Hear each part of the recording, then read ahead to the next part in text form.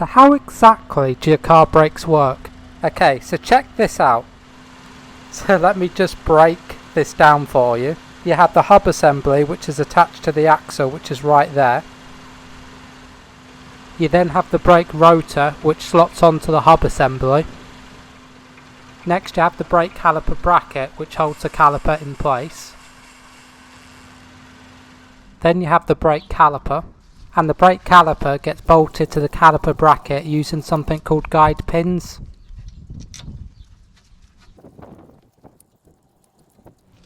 So as you can see here, this caliper has two guide pins, and this allows the caliper to move back and forth as you apply the brakes. So let's go ahead and pry this caliper up so we can see what's inside, and let's adjust the camera so we can get a better shot. So inside the caliper you have the caliper piston, which is right there. This is just a basic hydraulic piston. So what you're actually doing here, guys, is when you press down on the brake pedal, you're activating the small hydraulic piston that's near the brake pedal, and by doing that you're creating enough hydraulic pressure to move this brake caliper piston. So the next up you've got the brake pads, and these get installed onto the caliper bracket, and these actually go either side of the brake rotor, sort of sandwiching the brake rotor in place. And then you have the brake caliper going over the brake pads, and that sort of completes the assembly of the brake hardware. So basically, in a nutshell, that piston pushes against the brake pads, and that will sandwich the rotor, which is locked onto the wheel, and that stops the wheel from turning. And that's pretty much the basics of how the brakes work. So let's just quickly summarise this. So you have the axle in the middle, which spins the hub assembly. Then you have the brake rotor, which the brake pads clamp against when you push the pedal. Then you have the caliper bracket, which holds the caliper in place. Then you have the caliper itself, which houses a brake piston as well as the brake pads. And then finally the wheel is attached to the hub assembly. And that right there is the basic principles of how the brakes work. Alright, let's get to installing some brake pads and rotors. So I'm going to be changing out the pads and the rotors on this Ford Fiesta, but don't worry guys, the basic principles are going to be the same on most cars. And I'll be using common and inexpensive hand tools that hopefully most of you already have, and my aim in the video is to give you the confidence to do this job for yourselves. So let's have a look at what we've got. We've got a rubber mallet, a ratchet, we've got a pry bar, a C-clamp, a wire brush, we've got some brake grease, WD-40 and some thread lock, there's some blue roll, some brake cleaner and some abrasive pads, we've got our sockets right there, and that's about it guys, we're ready to go. So first thing what we want to do here guys is loosen off the lug nuts while the car is on the ground. So I'm using a breaker bar for this, makes it a lot easier. Okay, so let's slide our jack under the car, and make sure you're jacking the car up on the jacking point, and I'll show you that in a second. Then slide your jack stand under the car, and make sure the car's weight is on the jack stand and not the jack itself. And there you can see the jacking point. So now that we've got the car safely on the jack stand, let's go ahead and loosen off our wheel nuts. And just remove the wheel. Then what you want to do is turn the steering wheel so we can get better access to our brakes. Let me reposition my camera here so we can get a better shot of this. Then we have our two caliper bolts, one there and one right there. And these bolts need removing with a 12mm socket. There's the first one removed. You can just pry this brake caliper up like so if you're just changing out the brake pads, and you just remove your old ones and install fresh new ones.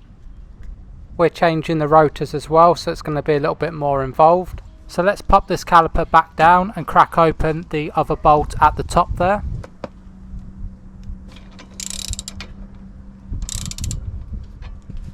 And once you've got it loosened off with the ratchet, just remove it with your hand.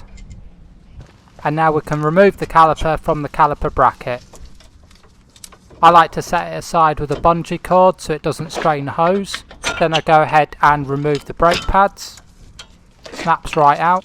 So let's take a closer look at these caliper bracket bolts we need to remove. We've got one at the bottom there and one at the top. And this will require a 15mm socket. So let's go ahead and loosen the bolt off. And same with the top one.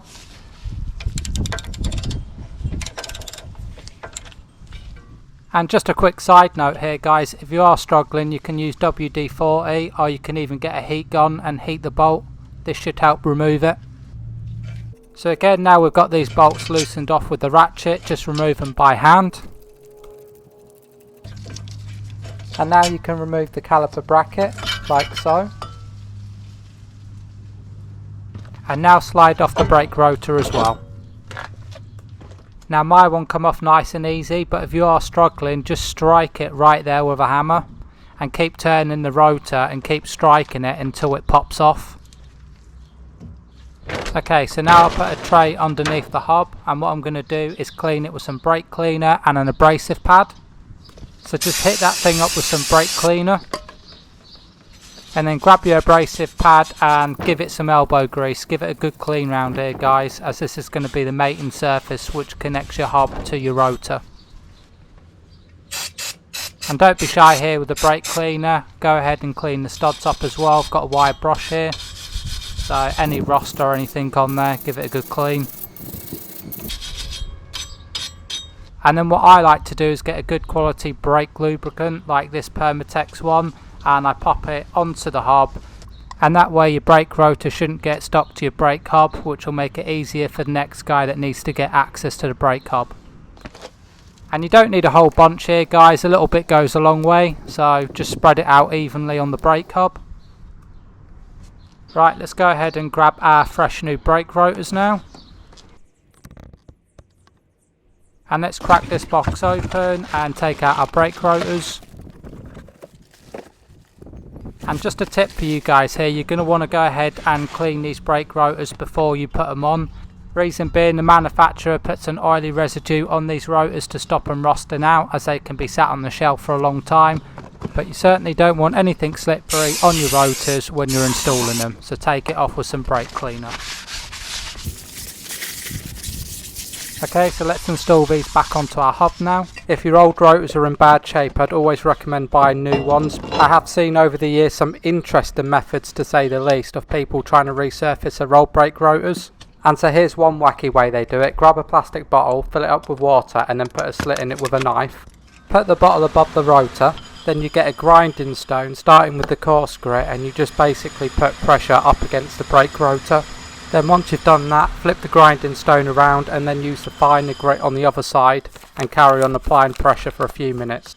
And it's going to be the same technique for the other side of the rotor, so just flip it around and then pop it on. And once again you'd apply firm pressure with your grinding stone. Like I say guys, this is a bit of a cowboy yee-haw kind of way of doing things, and I wouldn't recommend doing it as it's kind of dangerous. So anyway, our next job here guys is going to be compressing the piston back into the caliper. So first what you want to do is take off the cap to the brake reservoir.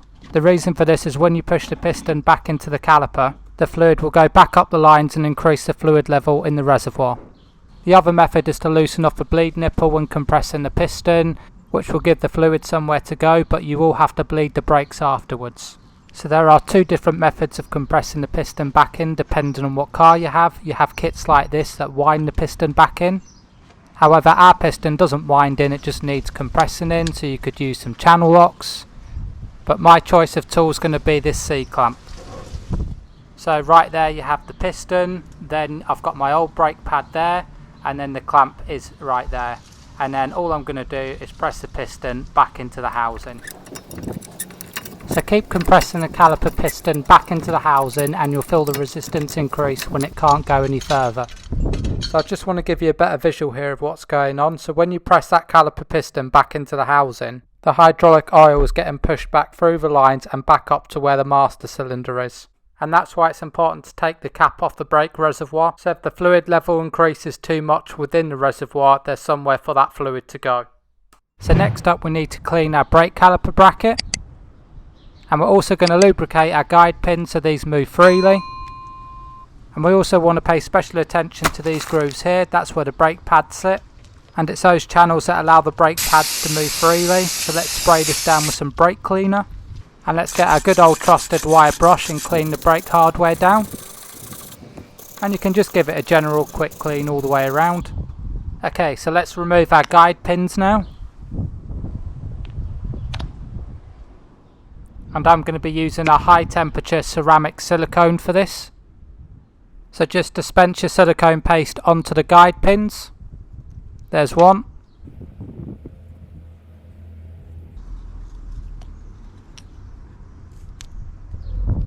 And let's go ahead and do the second pin.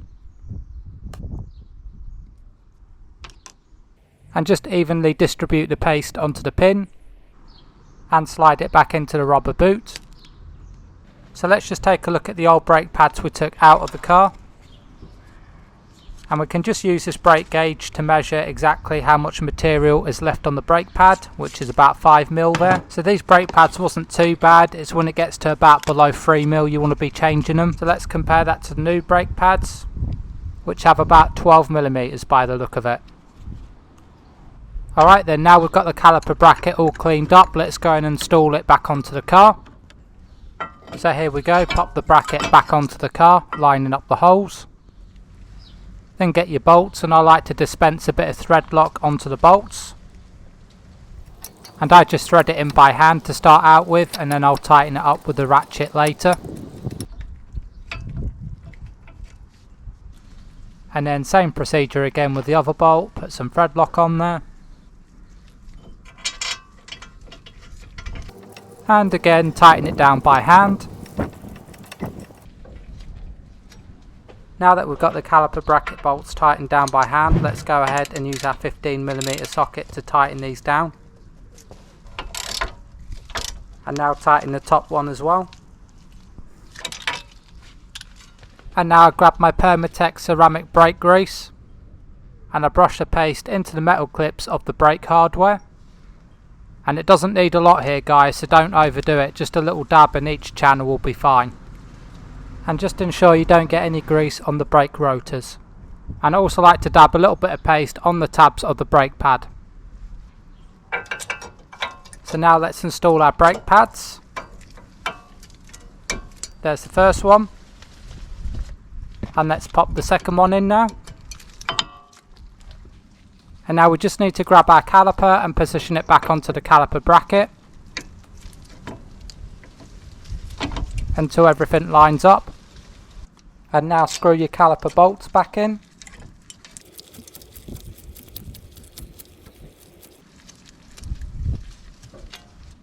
Same again for the bottom bolt. And tighten down by hand. Now get your 12mm socket and tighten everything back up. Now you also get something called a torque wrench, which allows you to tighten down the bolts to the correct torque. So at the bottom of the wrench here you can see me twisting the handle to whatever value that I need, and I'll have the correct torque values displayed on the top left of the screen there. So let's go ahead here and tighten our bolt down.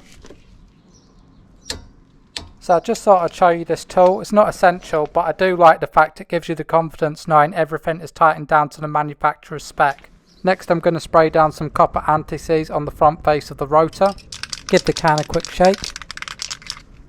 And just spray a very light amount where the wheel meets the rotor. This will ensure the wheel comes off easy enough in the future. So let's put the wheel back on the car now. And make sure you follow the same procedure for both sides of the car. And I tighten the lug nuts down in a star-like pattern, first by hand.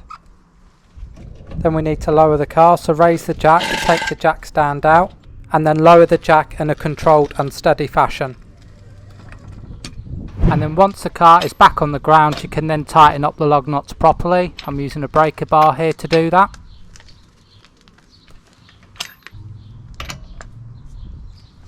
And don't forget your locking wheel nut afterwards. And the last thing to do here guys is keep pumping that brake pedal a few times until you can feel resistance back in the pedal. Well, that's about it for this one guys. Thanks very much for watching wherever you're from. Hasta la vista baby. Have a great day guys.